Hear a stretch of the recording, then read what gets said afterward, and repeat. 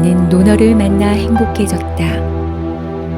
무엇을 해도 공허한 인생, 이제는 논어다. 시대불문의 고전 논어로 느끼는 배움의 매력.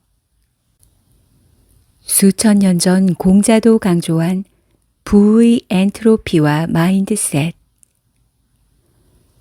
공자가 말하길, 세 사람이 길을 가면 반드시 나의 스승이 있으니 그 중에 선한 점을 가려 따르고 선하지 못한 점은 바로잡아야 한다.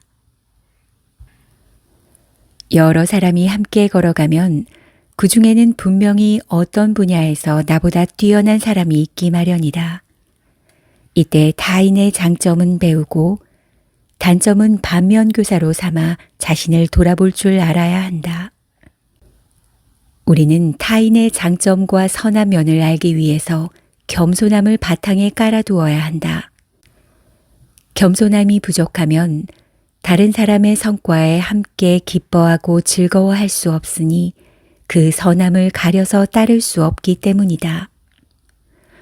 어떤 집단에서 두각을 나타내는 유능한 사람의 존재는 당사자에게만 좋은 일이 아닌 주변 사람들에게도 선한 영향을 끼치기도 한다.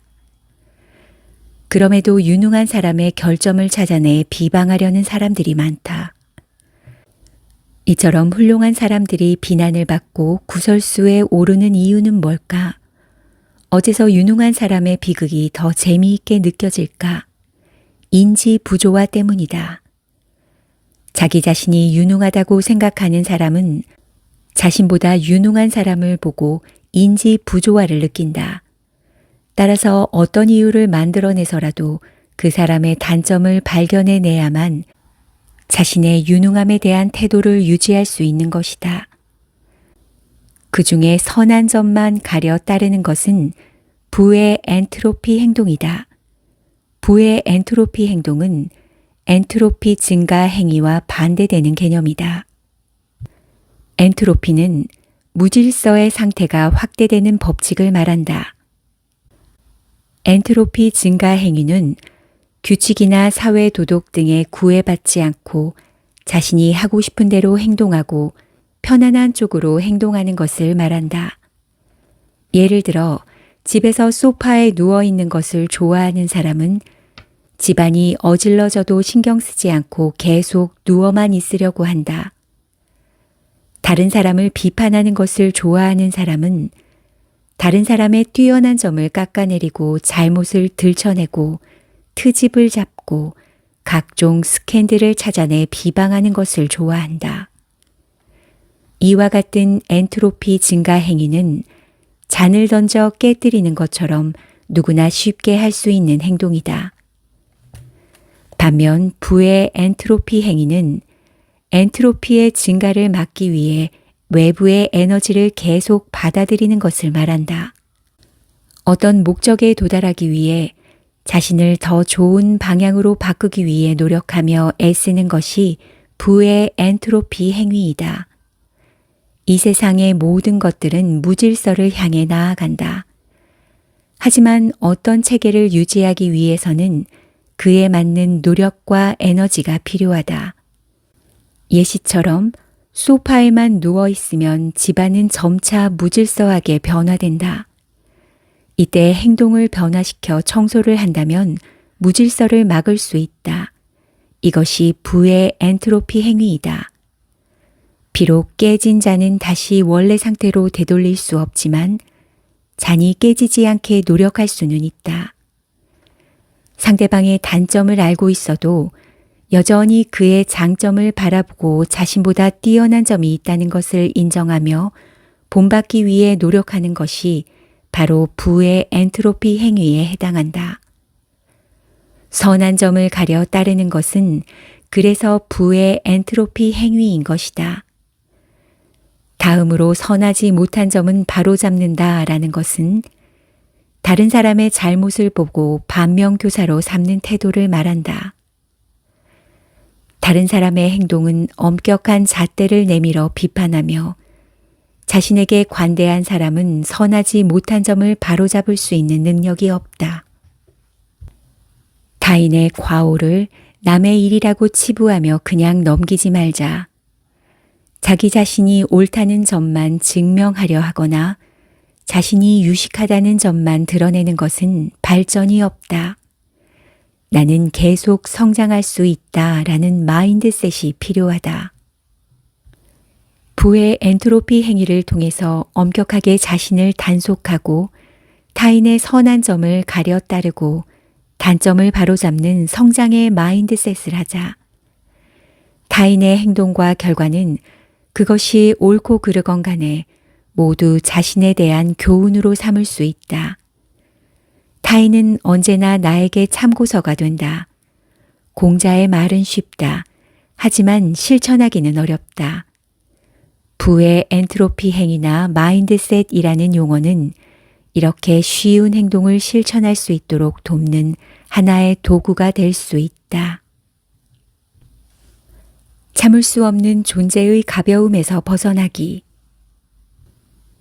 증자가 말하길 재능이 있으면서 재능이 없는 사람에게 묻고 아는 게 많으면서 아는 게 적은 사람에게 물으며 있으면서 없는 것처럼 하고 가득 차 있으면서 텅 비어 있는 것처럼 하며 잘못을 해도 따지지 않는다. 옛날에 내 친구가 일찍이 이를 따랐다. 증자가 세상을 먼저 떠난 친구 안회를 그리워하고 있다. 공자의 수제자였던 안회는 스승이나 친구로부터 높은 평가를 받는 인물이었다. 증자가 말하는 안회의 품성을 살펴보자. 재능이 있으면서 재능이 없는 사람에게 묻는다라는 구절은 유능한 사람이 자신보다 못한 사람에게 묻는 상황을 말한다. 아랫사람에게 질문하는 걸 부끄러워하지 않는다라는 옛말과 비슷한 말이다. 다음 구절인 아는 게 많으면서 아는 게 적은 사람에게 묻는다라는 의미도 크게 다르지 않다. 아내는 왜 자신보다 못한 사람에게 질문을 했던 것일까? 아무리 학식이 풍부하고 재능이 많더라도 완벽할 수 없는 것이 사람의 일이기 때문이다. 게다가 자신보다 못한 사람에게도 배울 만한 점은 있을 수 있다. 하지만 우리는 언뜻 자신보다 못한 사람에게 질문하는 것을 창피해하는 사람들을 종종 목격하게 된다. 박사학위를 받은 사람은 어느 한 분야의 박사일 뿐이지 모든 것에 통달했다는 평가를 받는 것은 아니다. 문화인류학자 레비스트로스는 아마존 원주민들의 지혜에 경탄했다. 이어지는 안회의 성품을 살펴보자. 있으면서 없는 것처럼 하고 가득 차 있으면서 텅 비어 있는 것처럼 이라는 구절에서 있음과 없음, 가득 차 있음과 텅 비어 있음의 의미는 노자의 도덕경에서 말하는 개념과 차이가 있다. 어떤 것을 갖고 있으면서 갖지 않은 것처럼 생각하는 것이 있으면서 없는 것처럼 하는 것이다. 지식이 풍부하다고 해도 자만하지 말고 겸손하게 행동해야 한다. 그래야 더 많은 지식과 정보를 습득할 수 있다. 이는 진실하면서 과감하게 자아를 인식하려는 태도이다. 인회는 공자가 가장 아낀 제자였다. 친구이자 같은 제자였던 자공과 증자도 안회를 존중했다.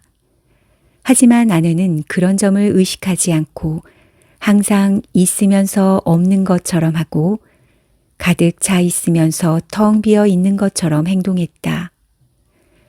외부의 명성에 집착하지 않았고 부담으로 생각하지도 않았다.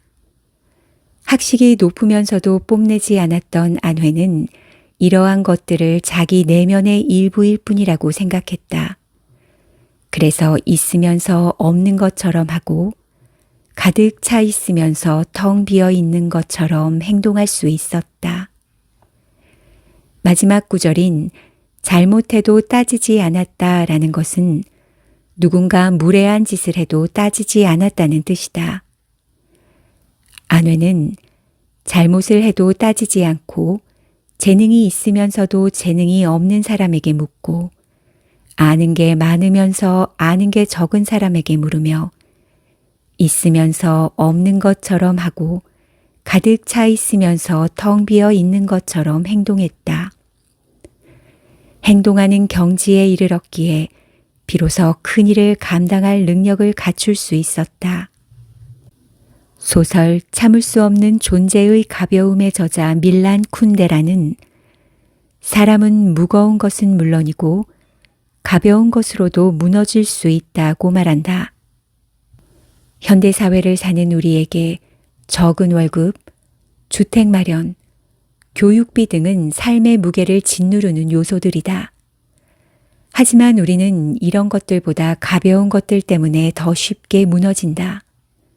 직함, 명성, 다른 사람들의 평가 등은 허구이지만 우리들의 내면을 쉽게 무너뜨릴 수 있는 요소들이다.